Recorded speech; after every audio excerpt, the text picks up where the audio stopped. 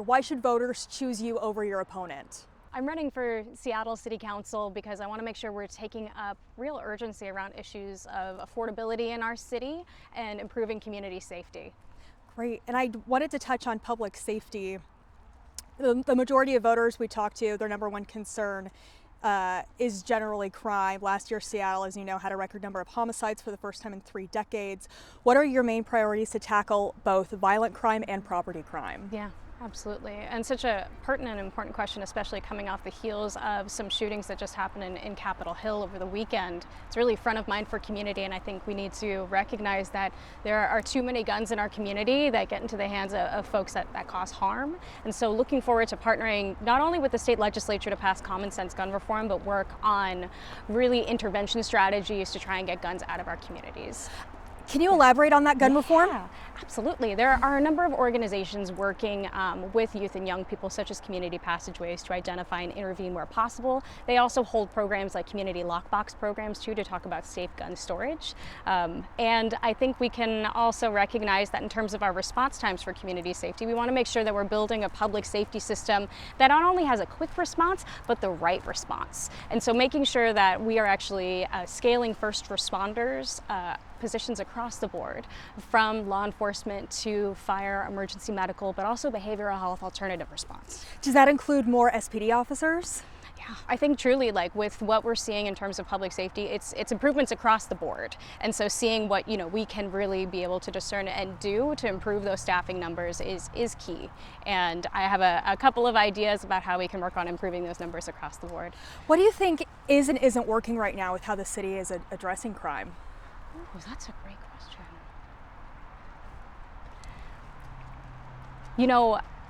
According to the 2022 police recruitment plan, it was identified that our Tier 1 response times are at about 10 minutes, and the goal state, we want to get those down to 7 minutes. And I think making sure that we are really honing in and deploying those responses and really tailoring our responses as appropriate is really important. So really figuring out who are the right kinds of responders for a given scenario and how can we deploy those correct responses. So thinking about, really honing in on what are the scopes for each of these kinds of responders and how do we make sure the right responder is responding to the right thing is really my hope in what we can try and build together, especially when we're talking about deploying quick responses. I think we can all agree we need faster responses. I've talked to a number of residents who have called for a response and have waited hours to have somebody respond if there's someone at their door threatening their life.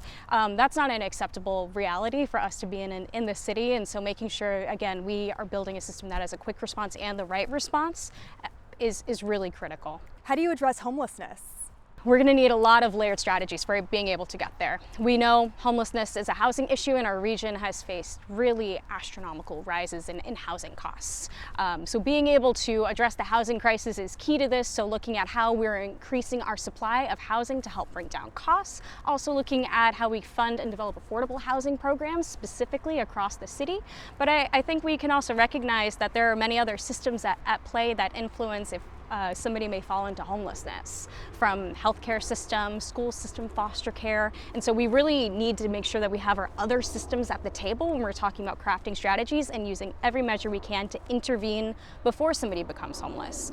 In many cases, there are warning signs in these systems that somebody may be about to experience homelessness, and that's ripe for opportunity for us to intervene before someone becomes homeless, arguably when it's less traumatic and also a lot cheaper, frankly, to make sure that we can keep that person housed. I think a good example of this is one of the key warning signs we see that somebody might experience homelessness is when they're behind on utility payments. What would it mean for us to intervene at that point and start providing utility assistance, or start that conversation with the case manager about what may be other needs in that person's life and how do we make sure that they're stabilized.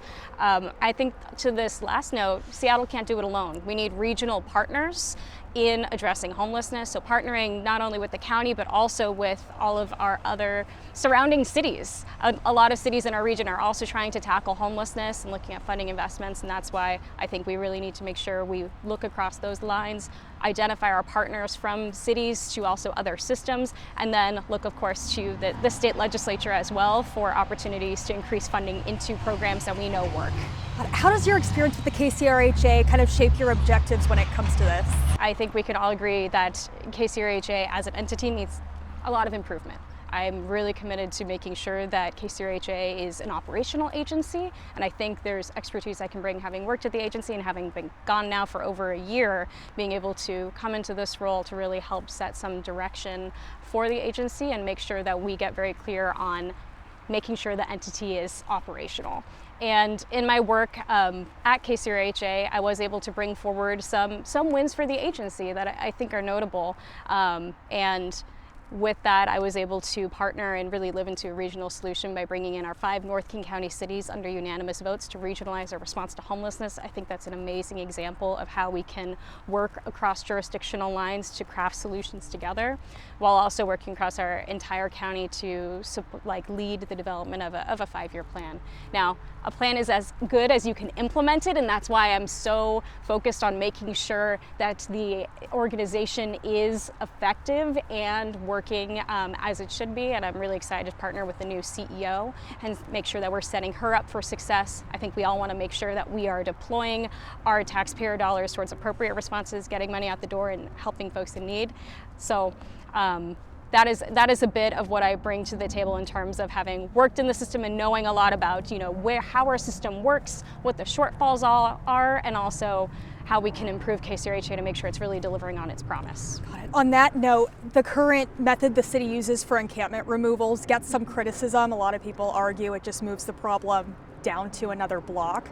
Do you think that method is working, and what would you do differently? Yeah, I always like to point to, we have a good example of something that is working locally that I think should be celebrated, and that's the State Right-of-Way Initiative, funded through, it's funded through state funding, and it's a partnership between WashDOT and then City of Seattle, KCRHA, PDA, so looking at cross-jurisdictional partnerships as well as a partnership with a provider.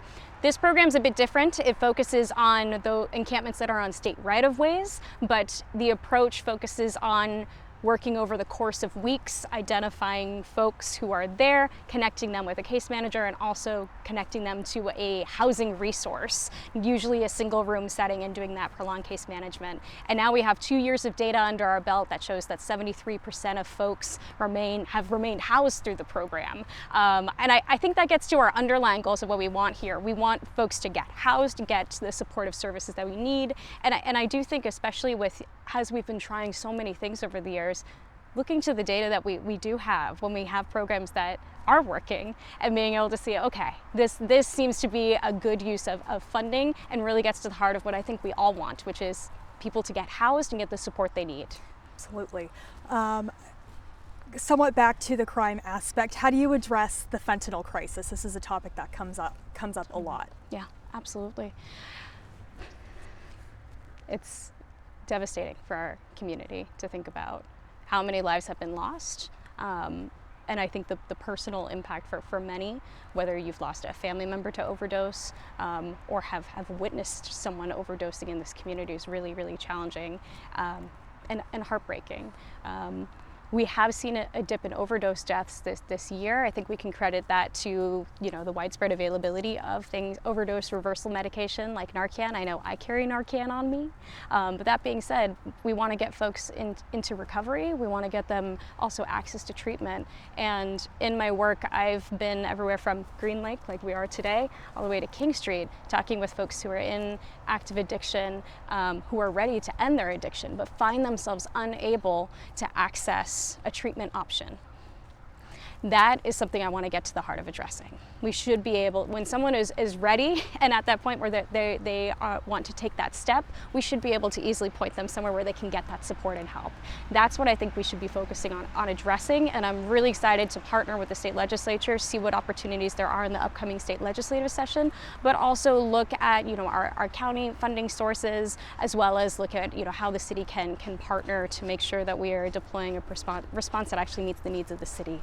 I'm just really proud of the coalition that we've built. We've brought together the entire Democratic Party within Seattle, with every legislative district organization, Democratic Party organization supporting this campaign, a number of unions representing frontline workers, from bus drivers, nurses, childcare workers, carpenters, laborers, as well as a number of important advocacy organizations working on housing justice, environmental justice, immigrant rights justice as well. And so I'm just really proud of the coalition we built. I think this is a campaign that is clearly uniting community. People are uniting around our message, and division is everywhere.